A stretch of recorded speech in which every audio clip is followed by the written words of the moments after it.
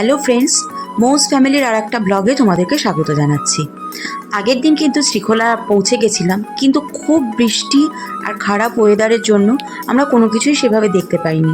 তবে তোমাদেরকে বলেছিলাম আমরা একটা নদী টপকে এগিয়ে গেছিলাম।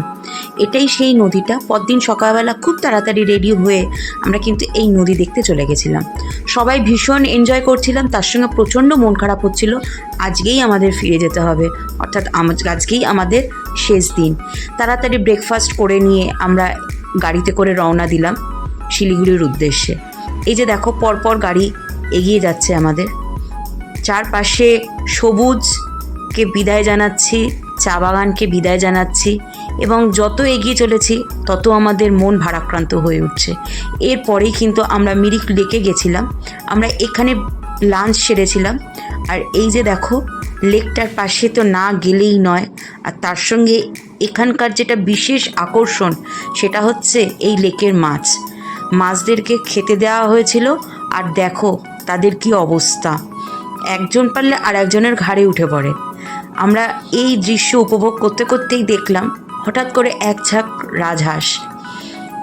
তাদেরকেও যতটা পারলাম ক্যামেরাবন্দি করে তুললাম, তোমাদেরকে দেখালাম।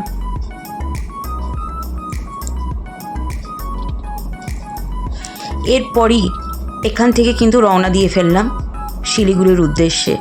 ফেলে আসা পথের দিকে এক দৃষ্টে তাকিয়ে থাকতে থাকতেই চলে এলাম শিলিগুড়ি। আমাদের 7:50 শিলিগুড়ি থেকে ট্রেন ছিল কাঞ্চনকন্যা। মন ভারাক্রান্ত থাকার জন্য কিন্তু ট্রেনে ওঠা বা ট্রেনের কোনো ভিডিওই করিনি, সেটা তাই জন্য তোমাদের সঙ্গে শেয়ারও করতে পারলাম না।